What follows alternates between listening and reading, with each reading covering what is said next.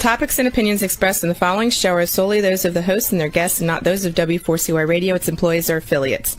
We make no recommendations or endorsements for radio show programs, services, or products mentioned on air or on our web. No liability, explicit or implied, shall be extended to W4CY Radio or its employees or affiliates. Any questions or comments should be directed to those show hosts. Thank you for choosing W4CY Radio.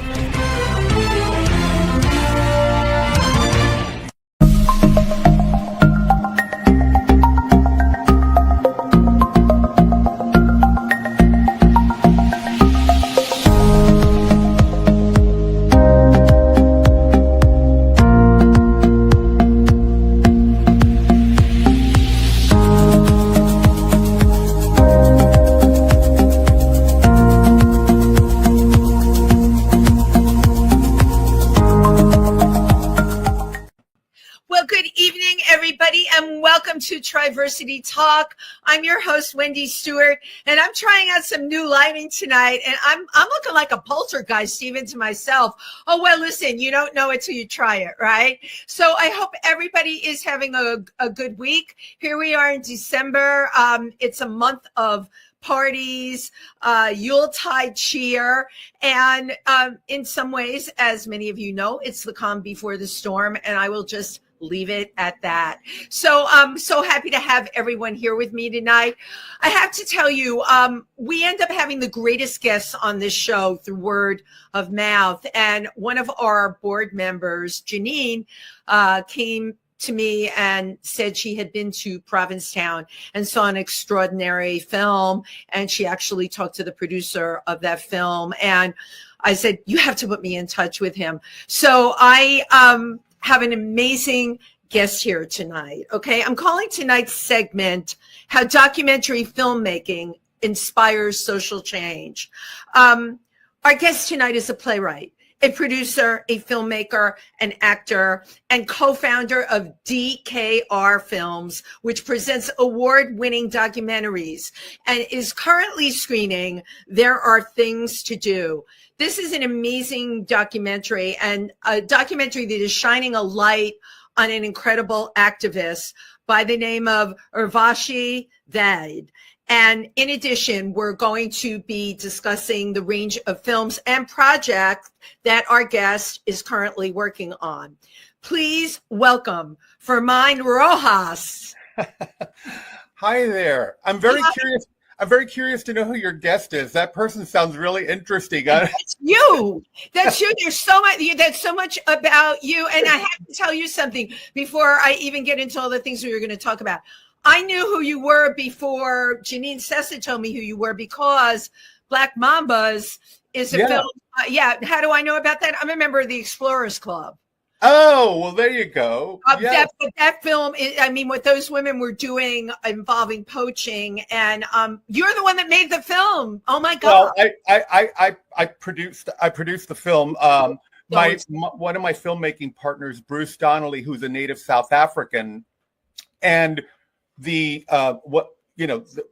one of the owners of DKR Films, one of the partners in DKR Films, Donnelly Kubish Rojas.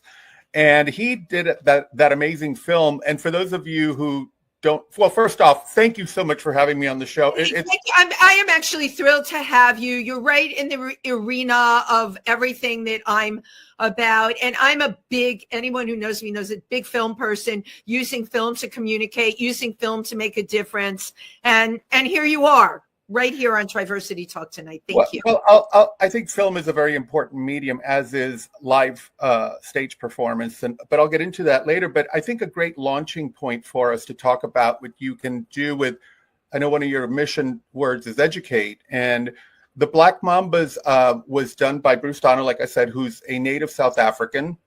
And there's that organization, the Black Mambas. And it's an organization of women who patrol the parts of the Kruger National Park without weapons. Right. And they have been very effective, but that's just I would call the symptom of what they do, because the real work, a lot of the real work is behind that actual task. And that is educating their children on the fact that they can have a career doing this, and eliminating or trying to mitigate the culture of gun ownership that pervades a lot of their community. And also they partner with an educational arm to teach conservation to native populations. That film got a lot of attention, and it was amazing, because I'm going to jump in because I helped promote that film because of what it said. I've worked in Africa, so the situation with poaching and the fact that they were able to take the skills that women have because they are women. We're talking about matriarchs, right, in society, and in very male-dominated villages. This was a big turnaround, and the project also provided them with an income, because they were having problems with the typical breadwinner in the household, which would be the male, not having access to employment, and then resorting to poaching because the dollars are easy. And if you have to feed your children, you're going to do what you have to do. And thank you for saying that. I give tours at the Explorers Club. This is a huge topic I speak about, because everyone is like, we got to save the elephants. We got to do this. We got to do that. And I say, we've got to take care of the people first, so we take away the reason for poaching. Yeah. I mean, I was having a conversation with a friend earlier today. He's like, do people do evil things, or are people innately evil? It's too much of a philosophical conversation for here. But the point being is, if you provide people with resources to have a life with dignity, then we don't have to resort to things that we might label as evil or criminal, or things like that. So I'm so happy that you loved that film. It was one of the more special projects we had at DKR Films. Why are these kinds of films important to you? I mean, the film that we're going to discuss tonight, There Are Things to Do, right? Mm-hmm. Why is this so important to you? So, well, the short answer to that is, I think it's important. I'm interested in stories that we may not otherwise know, right? So let me wax philosophic for a moment. I wanted to talk about the power of film and where I think film is very useful to us, because it's not only a reflection of our times, it's also an interpretation of our times and a historical record. If you look at a lot of the neo-expressionist German films after World War II, they were capturing the landscape that otherwise may not have been recorded, or we may have forgotten, or other people around the world may not have seen, and it was expertly captured. Also in films by Stanley Kubrick, who really captured the zeitgeist of AI before we ever even had the term AI, So I think film is a reflection and an instrument to be a record. And filmmakers are very observational people, I found. Either the most minute social detail or characteristic about a person or subject. So I'm drawn to some of these topics, particularly topics of social importance, because it's my own history. I am a Cuban immigrant. I was born in Havana, Cuba in 1960, just over a year after the revolution had happened. Amazing. And ended up coming to the United States with my family in 1966. And we were not the wave of rich people. We were just common, everyday Right. And I have to ask you, because this interests me, historically, what was going on in Cuba at that time when your family left? Well, at that time, it was very quick and dirty history. Fidel Castro promised to oust the Batista regime, which was also an oppressist fascist regime, promised democracy, and then turned around and changed his ideas and, professed allegiance to the communist, socialist, school of thought, and partnered up with the Soviet Union. I don't want to get off the topic here, but a lot of that was precipitated as well by the way that he was treated, by his perception of how he was treated by the U.S. government after he won the revolution. But anyway, but what was it like for you? What was going on there was oppression. An enormous amount of oppression. One of the things that became very effective was turning people against each other. And all of a sudden, you were spying on somebody that had been your best friend.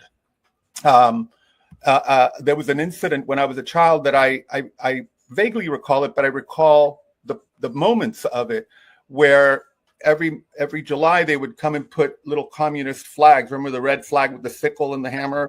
They would put those all across the front of the property in Cuba. And my mother, her brother, my uncle, was imprisoned for being an anti-Castro activist. And so the woman who had been a very dear friend of hers that then became the head of the central spy committee of the bloc. Exactly. Went and put one of the flags in front of our house, and my mother went out and ripped it up in front of her. Well, this woman was accompanied by an armed guard, and they pointed the gun at her, and my mother said, "Go on, you've known me for 20 years. Go on, pull the trigger." Read it. Yeah, go ahead, shoot me. And she didn't. And they didn't clearly they didn't kill her, because here I am. But I guess that things like that stay with you, and I'm concerned with telling stories of culture, and people that may not always see their stories told in the mainstream. Oh my God, who is that beautiful creature? This is somebody that wants to be on camera that needs to go over here. That's Nugget. But I had a reason for asking you this, because your background was as interesting to me as why you do what you do right now. I have other friends that came here from Cuba, and I had the stories, of sewing what few family jewels they had into the hems of the dresses. And here you are in this country, and you're using who you are and what happened to you. You just said it. It stays with you. Yeah, we're the sum of our experiences. Thank you. I've heard a very wise playwright, Pulitzer Prize-winning playwright, say, all plays are autobiographical because it's a collection of the writer's experience. Yes, right. You embody other characters, but you're ultimately saying what you want to say, right? About observations of society. But so, with that said, I think film and stage have a great ability to educate and shine a light on topics and cultures that we may not normally see. A dear friend of mine, and a national treasure of a playwright, Umfoniso Udofia, is currently having a 2-year run of a cycle of plays that she's written. She's a Nigerian American playwright, and she's written a 9-play cycle of the plight of a family over 3 decades. So it's those kind of stories that really interest me, and I'm working on a project with her currently, which I'll talk about later on. But to dive into this film, There Are Things to Do. Yes. Which has turned out to resonate far beyond all expectations. The film was the love conception of Mike Sayers, our brilliant director. Yeah. And in Provincetown, we have a filmmakers group, a small filmmakers group, and we get together. And initially, the idea, some of the filmmakers in the group were asked to do sort of like tribute films for 3 members of the community who had passed away, and Urvashi Vaid was one of them. And Mike became fascinated with wanting to tell the story. And then I said, you know what, I'll produce this with you and do this. And then we started talking and realized that there were so many, that Urvashi was such an important figure in the LGBTQ movement and in the LGBTQ history, in our collective history. Right. She's probably the most, one of the most influential and important LGBTQ activists of the last 50 years. And unfortunately, she's not a household name. Which is exactly what, trust me, I'm living in New York. I know who threw the first brick at Stonewall. I'm just joking. But one name after the next. I've had tons of people on my show. I never heard of this woman until I heard about your film. So then I go into Google. I'm like, oh, my God, she's a major. Thank God they made a film about her. She ran the task force. She was one of the organizers of the March on Washington in 1993. She worked for the Ford Foundation. She then created the VAD Group, which was her own, think tank and lobbying group. But she's a force of nature. And so Mike and I became very interested in telling her story, but not necessarily in as a biography of her career, but digging in precisely to what her main point was, which was to start the movement navigates through small communities, Right. through building It's intimate totally communities, about mobilizing small communities. mobilizing small communities. And I think the film might be resonating because that's exactly how the film got made. It became a community effort between Mike, myself, my husband, Jay Kubish, who was the film. Hello? Did we lose? Okay. Yeah. Oh, we had a little sound glitch. My husband, who became the editor, our fiscal sponsor was a local organization. We had donations from the Paulette Fund, which Terrence Meck, who runs that, is part of our community. So the film got made in the way that Urvashi would have wanted something to happen organically, absolutely, purposefully, and at a community level. And then as we started to explore how we wanted to tell her story, we realized that Provincetown had been her incubator of sorts. That's where she would gather with her, with other activists, and they would hatch ideas and plot out how they were going to get things done. She also, I think, in some ways, and I mean this in the best sense, used Provincetown as her lab.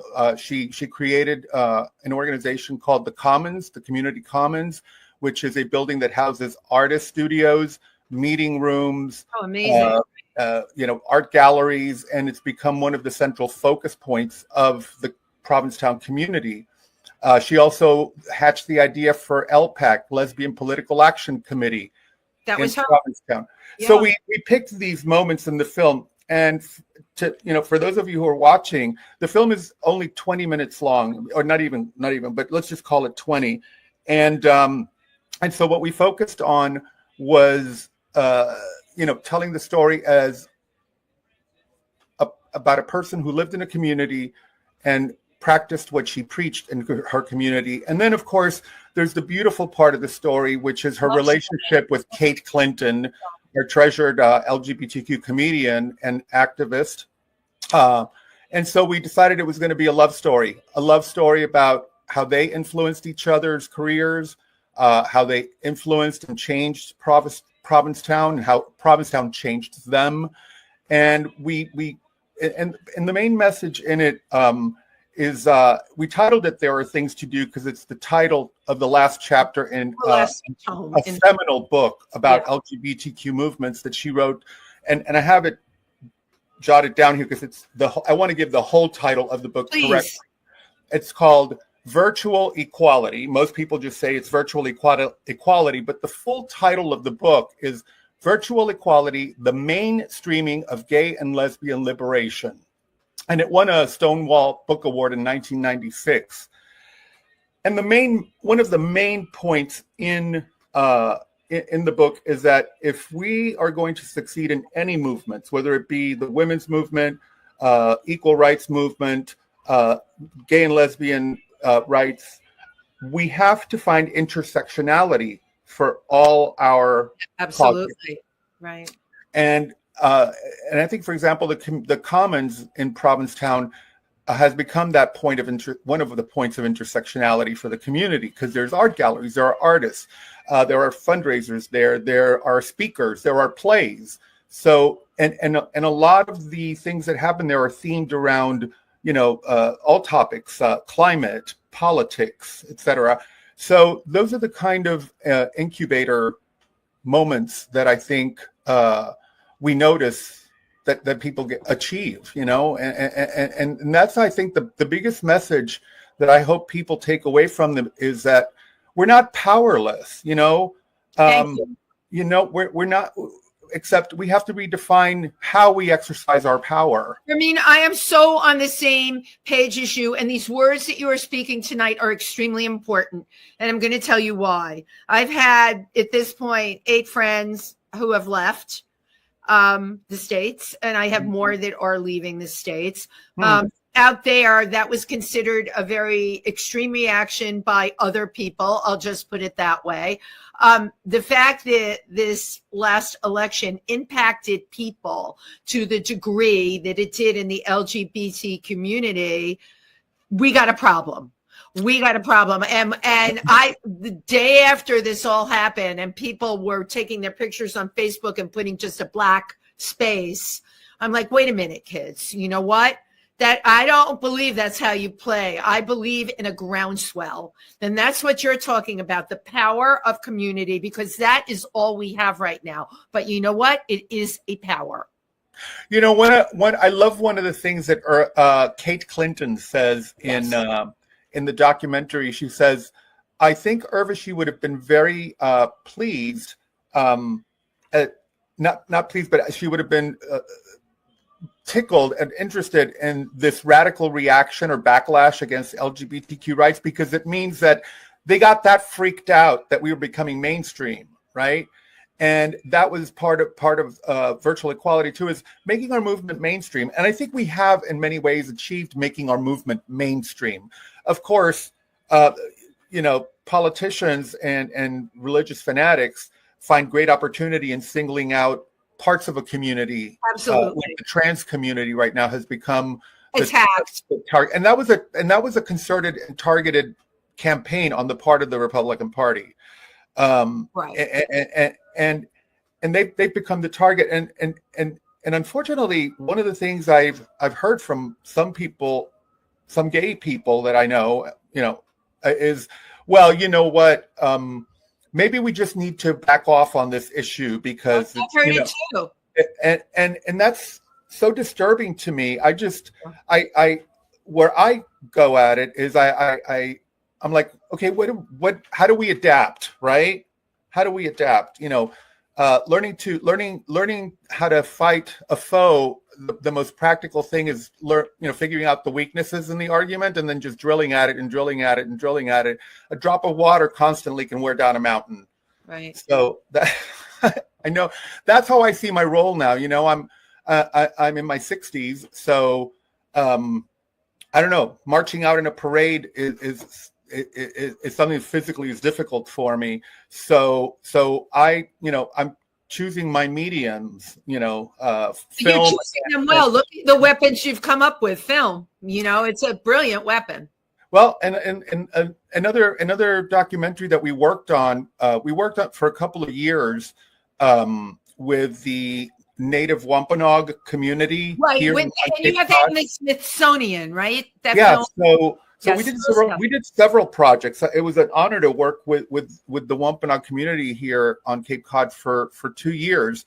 And we did a few things. We worked with them on creating historical exhibits for museums, including the Provincetown Museum houses a permanent exhibit that was redone to tell the story of the Wampanoag and Native relationship properly. Excuse me, the Wampanoag and Pilgrim relationship properly. And so we worked with and for a company called Smoke Signals that's owned by a Native historian and her son, who's a producer. And so we created reenactments, including the signing of the Mayflower Compact and other moments in that story. And then we also, for 2 years, filmed. They decided, the tribe decided to reweave a ceremonial wampum belt. And for those of you who don't know what wampum beads are, they're these little tiny beads that are made from the shell of a quahog clam. So they had native artisans all over Cape Cod, working on these beads because they didn't want to use fake ones. They were all real. They rewove a ceremonial belt for the first time in 350 years, and we captured that on film. Amazing. And then tied it into a very interesting story about a native sachem who went by the name King Philip, and he was the last native to stand up to the colonist, and of course lost the battle with them. But his ceremonial belt disappeared to history, so they were hoping that this new ceremonial belt would call out to the spirits, the ancestors, and somehow, I love it. Right. be able to reclaim the belt that was lost to history. Fascinating and fascinating. And if you don't tell these stories, nobody's going to know that they happened. And I think there are so many wonderful documentary filmmakers out there. Particularly with LGBTQ history, Rob Epstein, and Jeffrey, and just shed a light on some of these things. And it's amazing to me that people are always thirsty for new information. Absolutely. I think people are definitely curious and want to learn a lot more about history. And I'm fascinated with history. If we forget history, not only are we doomed to repeat it, but it's the groundwork. It's everything that came before. But my thing is, we take what you do, and her film, there are things to do. It's community based. Yes. How do we get it out there, okay, in this country of ours, seen, heard, where the questions, by the way, in your information that you sent, I love that you sent discussions. So you're already thinking that way. So Mike designed a social impact campaign for us, and along with a wonderful producer in San Francisco, Mark Smolowitz, 13th Gen Films. And so we've consulted with him, and so we wanted to reach as many people as possible. Mike himself is an icon of the LGBTQ movement. He started LGBTQ groups for Ernst & Young, where he was a partner for many years, and throughout the finance community. And so we reached out to that community. We've made the film available to the LGBTQ centers across the country for free through an organization called Centerlink, which I know who they are. Yes. Yeah, you know who they are. And then it's also been shown at the Colin Powell Institute in New York, and they want to start possibly using it for educational purposes. We have educational distribution through Good Docs. And we're in negotiations with public television. All of this is like really, really amazing. And you know what? You're really striking while the iron's hot, because people are going to be very ripe for this kind of information right now. Well, so you were saying, how do we get involved and how do we do this? So one of the things we wanted, since the film is educational, one of the things we included in our social impact campaign is, if anybody wants to have a screening, you can contact us. You go to our website and you can contact us through there, and we'll work with any budget. None of us made money on the film. We all worked pro bono on the film. We did have expenses, so hopefully, recoup a little bit of that. However, no salaries for anybody. This was all our full on art and activism together. I love it. But also on the website, there are links to other organizations, the National LGBTQ Museum, the Paulette Fund. We, all of these, the LPAC. And LPAC is a wonderful organization, Lesbian Political Action Committee, and their focus is to support and fund down ballot candidates all across the nation, specifically women and non-binary candidates. And this year they were very, very, very instrumental in getting a lot of people elected. Which is great. Local government. But again, we're talking community, we're talking local, groundswell. Local. Yeah. If we all work local, then this film started local, and it's reached 5 continents, over 50 film festivals. Hopefully it'll be seen across the whole nation once we get this next licensing agreement in place. And I hope it continues to have a role in education, and also, like I was saying earlier, being yet another historical document. There is another filmmaker who's doing a full-length documentary about Urvashi. I am very glad about that too, because I was reading about Urvashi, and this is a huge life. Look at what she's done. Yeah, her name is Nancy Cates, and she's a terrific filmmaker. She did a magnificent film about Bayard Rustin, another icon of LGBTQ history that is not known by a lot of people. He worked right along with Martin Luther King. He was a gay man. Yeah, I mean, Those so songs, wow. hopefully Nancy will be able to do a much deeper dive into the career and impact that Urvashi had over her entire career. Absolutely. I want to show the trailer now because Yes, I want please. everybody to know it's a powerful trailer, by the way. It's very powerful. Thank you. Thank you. Here we go. I may be a big dyke, but I have to tell you, I'm not the biggest. Because I'm going to introduce to you the biggest dyke I ever knew. She's from Provincetown, Massachusetts, and her name is Urvashi Vaid. With hearts full of love and with an abiding faith in justice, we have come to Washington to speak to America.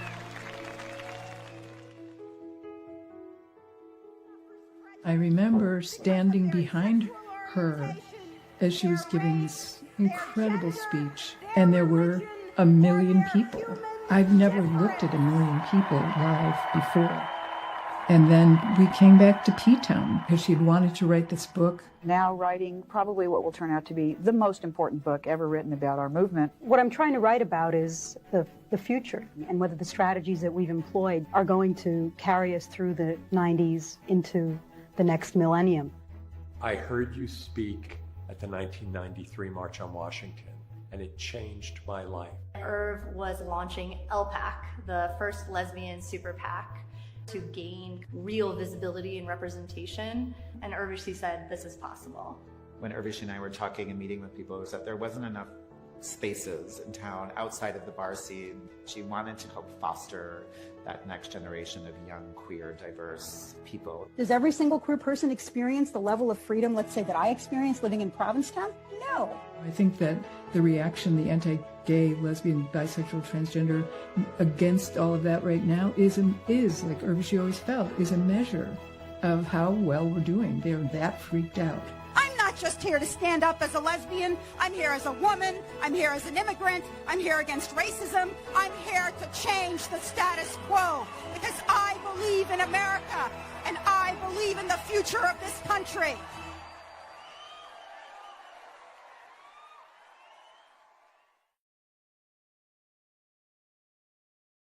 Very powerful. I'm always so moved when I see her speak over and over again. And I mean, I've seen these clips, hundreds of times. Right. And, when the first time we had a screening in a movie theater, I had a wonderful experience with her in the film. And I knew Urvashi when she was alive here in Provincetown. And just before I forget, I want to make mention that, her example of being involved did not wane even all through her fight with breast cancer. Right. Which she eventually passed from at 62, yes. Very young. And wow. She passed away May 14th, 2022, and she will be terribly missed. But the first time we saw it in a movie theater, since the screen is higher, we had always been, looking at the film this way, on our editing screens. And when I saw it elevated in her eyesight was right with the audience's eyesight. So I felt like she was speaking directly to me. And, you have those rare moments when you feel like the subject of your film has come back to talk to you. And it was a very moving experience to have. The film also screened at New Fest. It won Audience Award at New Fest, and we had a special panel of LGBTQ activists there to celebrate Urvashi's legacy. I just hope we learn more about who she is. I'm going to continue, and Mike and I are going to continue getting the message of who she was out there. This is one of our icons. She's. She was definitely, though, from everything you've told me and what I've read, she was really ahead of her time. And completely. Actually, a vision. It's amazing. She's yet another visionary that died too young. So it's up to everybody else to take the mantle of what she did, and now more than ever carry it forward. Yeah, and to everybody out there, it may be something as simple as sending a letter to somebody or an email to somebody, explaining to them how to support the community. That may be the start of an action. The butterfly effect. You never know. Just do something, right? Another thing that I was moved to do was write about the Statue of Liberty. I started reading about her history, and I'm a part of a playwright collective here on Cape Cod, and so over a 4-year period, I wrote this script titled Liberty Talks, and it's to teach everybody, hopefully entertain everybody too, but to teach everybody her real history. She was not a present from the government of France. Right, which is why, thank you for saying that, because that's what we were all taught in school. She was no gift, Our Lady. Well, she was funded, the statue itself was funded by a bunch of abolitionists in France who had admired Lincoln for ending slavery. And she was originally supposed to be a symbol of abolition. And very long story, which I won't get into, but it got changed to represent that she was a symbol of the War of Independence. Right. Mostly because when Bartholdi, the sculptor, came to the United States to drum up funds because the U.S. was supposed to pay for the pedestal, he came over here in 1870 and realized, mind you, this is like 6 years after the end of the Civil War, nobody wanted to talk about abolition. Done, right? So there was no interest in accepting a statue that was overtly a symbol of abolition, and then over time, she became a symbol of for immigrants. I can't believe you know this. I don't know any of this. This is so interesting to me. How did we finally? The greatest icon in New York is the Statue of Liberty. How many of our parents landed on Ellis Island? Grandparents. So how did they finally accept that this was the greatest thing that ever happened? Well, she immediately became kind of a hit as a novelty at first, in New York Harbor. Then she kind of fell out of favor for a long time, and then as she became part of the cultural fabric to represent immigrants, etc. And when she got better lighting, then she started to become of interest again. The other thing that made her become more of interest was, the famous poem, the New Colossus by Emma Lazarus. I don't know the poem. Yes, you do. Give me your tired, your poor, your huddled masses yearning to be breathe free. Yearning to break free. That's the phrase that most of us know, but it's a much longer poem. It's a sonnet, a Petrarchan sonnet, and that poem was not on the statue to begin with. It got placed on the statue later on through the efforts of a woman who was part of the. Give me a moment here. Yeah. He was part of the Schuyler family, the famous Schuyler family. Everybody knows the Schuyler sisters from Hamilton, part of that family. And she had been friends with Emma, and she found the poem again and then lobbied to have the poem put on the pedestal. What was the time difference from the poem did not make it onto the statue until I believe it was 1903 or 1913. I can't one of those two dates. And she was inaugurated in 1870. Wow. You are so good at this trivia. This is amazing. I never Wait, I got one even better for you. Okay, I'm ready. We have a gay and lesbian audience, right? Yeah. Emma Lazarus was a lesbian. There you go.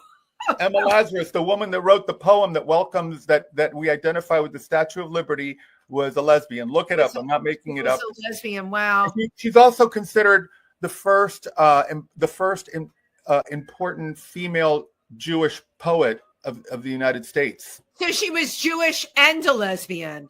Jewish, a lesbian, and her family were immigrants. They were. There you go. That we call that the double whammy. She was Sephardic. She was the Triple Crown. She was Sephardic. Her family was Sephardic. Wow.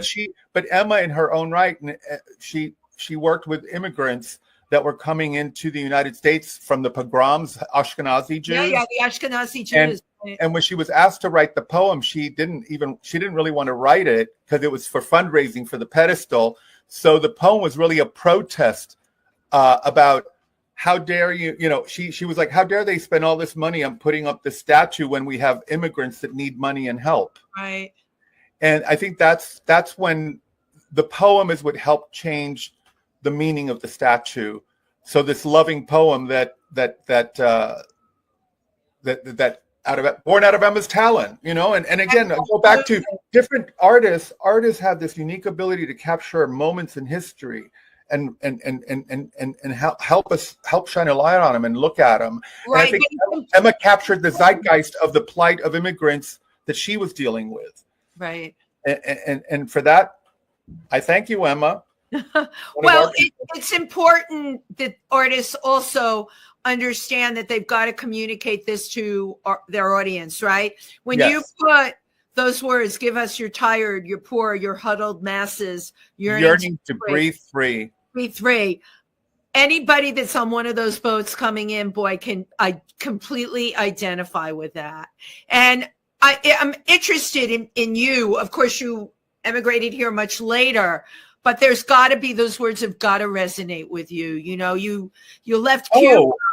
The reason I wrote the plays, I've been fascinated with her since I was a kid. Right. That was she's the face of the United States of America. Yeah, she absolutely is. Yeah.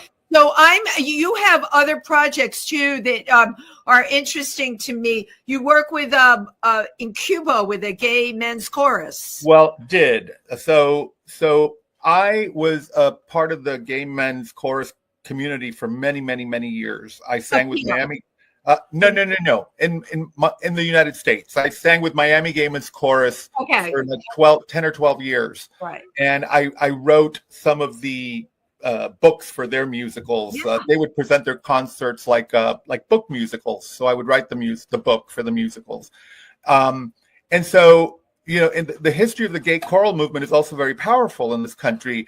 The San Francisco Gay Men's Chorus, which was the first one, was born on the night of the vigil for Harvey Milk. That I know, yeah. And that was the beginning of the gay choral movement in the United States. And so after we had done our first documentary film in Cuba about artists, that's titled Alumbrones. Yes. And it's about artists living and working in Cuba. But I got it into my head that it was the right time to create Cuba's first gay men's chorus. LGBTQ rights are very important in Cuba, and they even have constitutionalized equal rights for LGBTQ citizens. But we thought it was a great idea to do that, so we went about casting it. It's a very long story. I filmed it all. One of these days I'll do the documentary about it. But we ended up producing a group which was 5 amazing singers. They were called Mano Mano. They were an a cappella group. Right. A wonderful musical director who's now working here in the U.S. Ernesto is his name. And so we produced that for 2 years. Eventually they came on a 7-city tour of the U.S. and sang with Damon. That's incredible. You made that happen. Yeah, that was our labor of love. It's one of those things you look back and you're like, how the hell did we do that? I'm sitting here thinking, how the hell did he do that? Wow. But I love the fact that, you thought you could and nothing stopped you. And now while we're talking, you're talking about you want to take that footage and make it into a film, which you absolutely should do too. That is something I think people would be. I find it completely fascinating. There's a huge gay population. I want to tell you how that story ended. It's not a spoiler alert, but we talk about legacy and how we're going to help the next generation of gay and lesbian and transgender people coming through the ranks.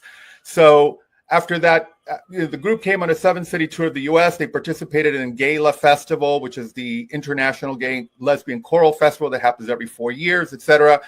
Long story short, 3 of them stayed, 3 of them went back to Cuba. One of the young men, Ariane Carlos, who had been part of that group, went back to Cuba. And then eventually, and he was always like the son I never had. And we became very close with his mom.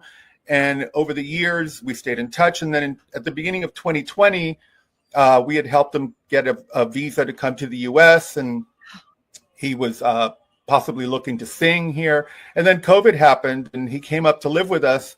Fast forward, he is now kind of like my adopted child, and he's going to school in Chicago. He wants to be an architect. And, you know, I started that project because I wanted to create legacy of gay activism in Cuba.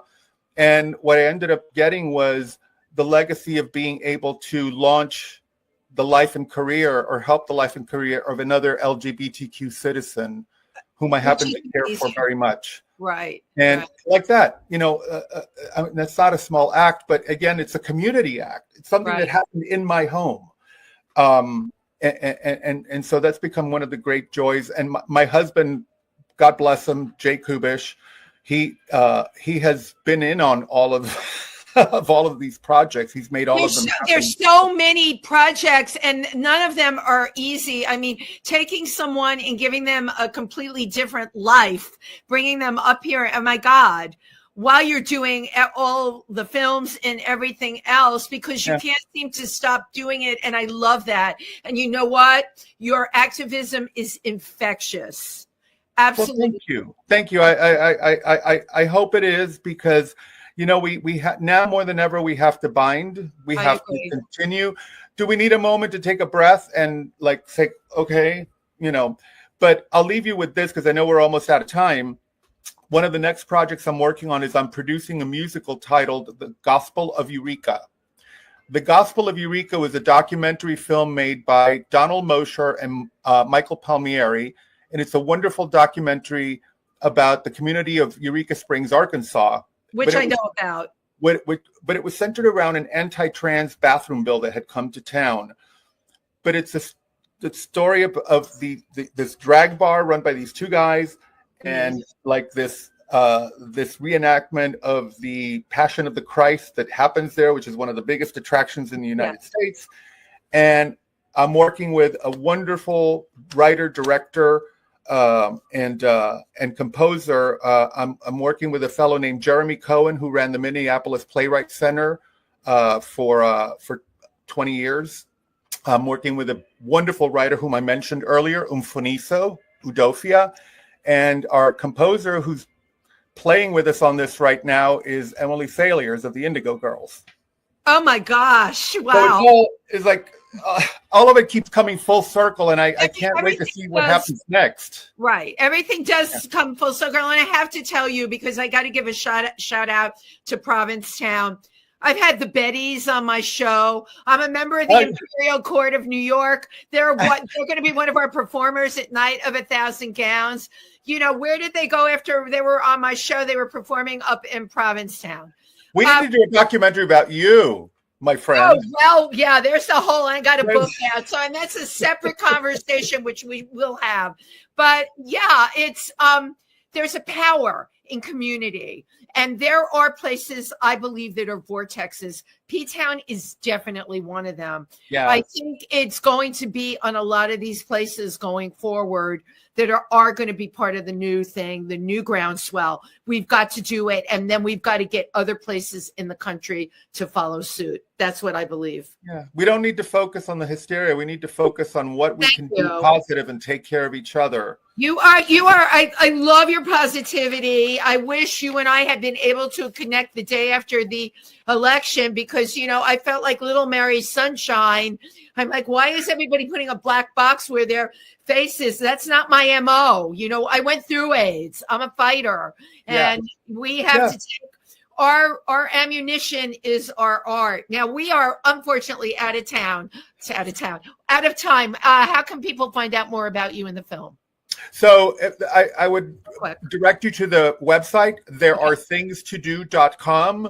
Okay. You can learn there more about Mike, myself, where the film has been, where it's going, how you can, opportunities to see it. Yes. It's currently playing some film festivals around the country, but it's all right there. I cannot commit it to memory, but it's all the information and how to get involved. And there are worksheets on there on how to stimulate conversation. I completely, that's what I loved, because you know what? You would think that would be second nature, and it's not. And you put it in your whole social impact packet that you do. Thank you so much for everything. Thank you so much. Oh, and I always take a picture at the end. So, cheese.